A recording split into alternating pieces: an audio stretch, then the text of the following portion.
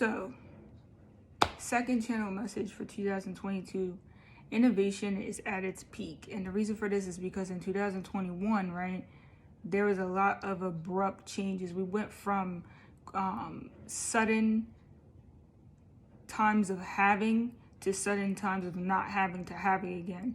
Like there was times where it seemed like technology had an abrupt stop, and then there was an abrupt continuance or an abrupt I would say updates in technology that we were forced into. A lot of people were forced to kind of break out of their comfort zones, and a lot of people were also forced to break out of their comfort zones, and thus this opened up a space for people to be more imaginative, more creative, have more ideas. And thus now, since we're in 2022, right, this is now having a chain effect of innovation, because there was so much changes that was made in 2021. So innovation is at its peak in 2022. And this is in various locations, especially within the home businesses, and just day-to-day mundane life. We're going to see innovation is at its peak. And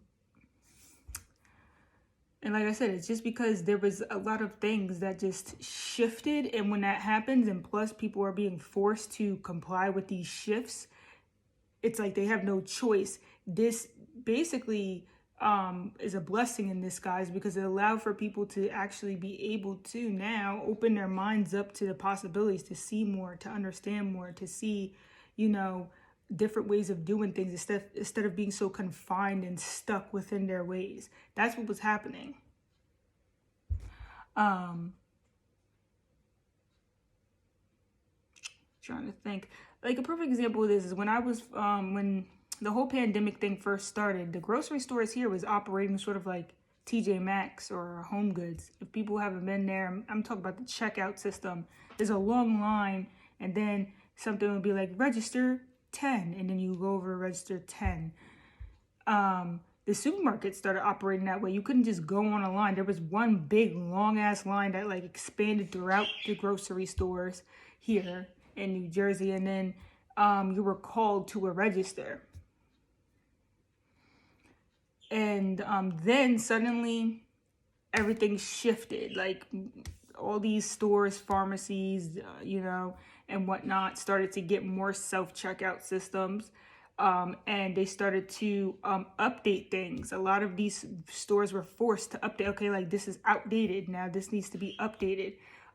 So that's what I'm saying. It was a quick shift from like almost like going back in the day to going in the future. And so now this opens up a space for 2022 to be more innovative.